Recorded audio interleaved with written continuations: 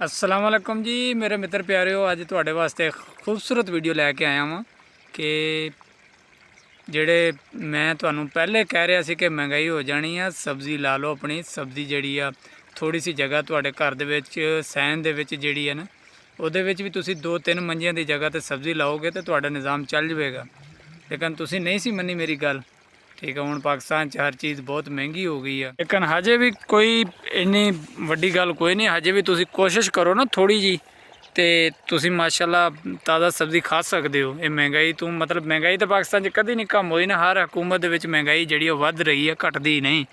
लेकिन तुसी थोड़ी कोशिश करो, थोड़ी सी मेहनत करो तो ताज़ी सब्ज़ी। हुण देखना कि असी तो आ चुलिस्तान मतलब रोई आ दुबई यानी रोई है, तुहानूं समझाउण वास्ते आसान अल्फाज कि दुबई दे विच मतलब रोई दे विच चुलिस्तान दे विच बह के ते असी ताज़ा सब्ज़ी आप इत्थे बीज रहे हैं।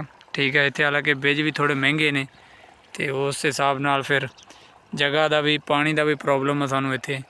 फिर भी असी माशाल्लाह सब्ज़ी लाई हुई है इत्थे। ठीक है, अपना ताज़ा सब्ज़ी तो आ जिहड़ी आ लाइयां तो असी मूलियां सी, लेकिन पता नहीं की हो गया, पता ही कोई नहीं। लेकिन लगदियां हुण थोड़ा तैयार होण तो पता लगे, लेकिन सानूं लगदा नहीं जे मूलियां होण। इस तो बाद आ भिंडी तूरी है, ये भी 15 महीने के अंदर अंदर इंशाल्लाह तैयार। आ एक बूटा जिहड़ा ना आ भिंडी तूरी का होया वा, तो 2 बारी असीं इहदा सालू ना बना चुके हैं एक बूटे च, मतलब अंदाज़ा करो तुसीं।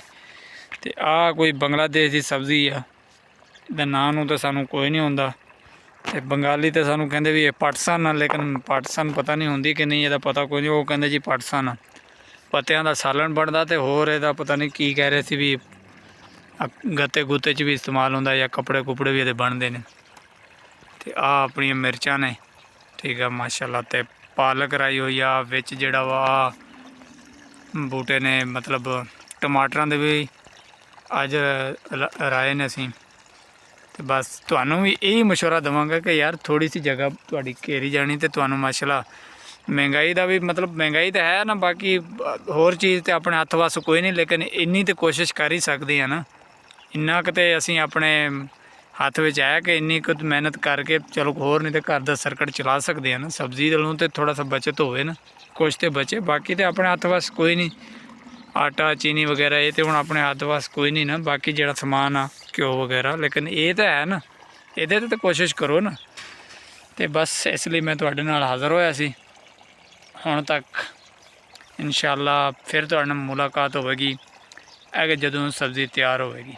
अल्लाह हाफिज़।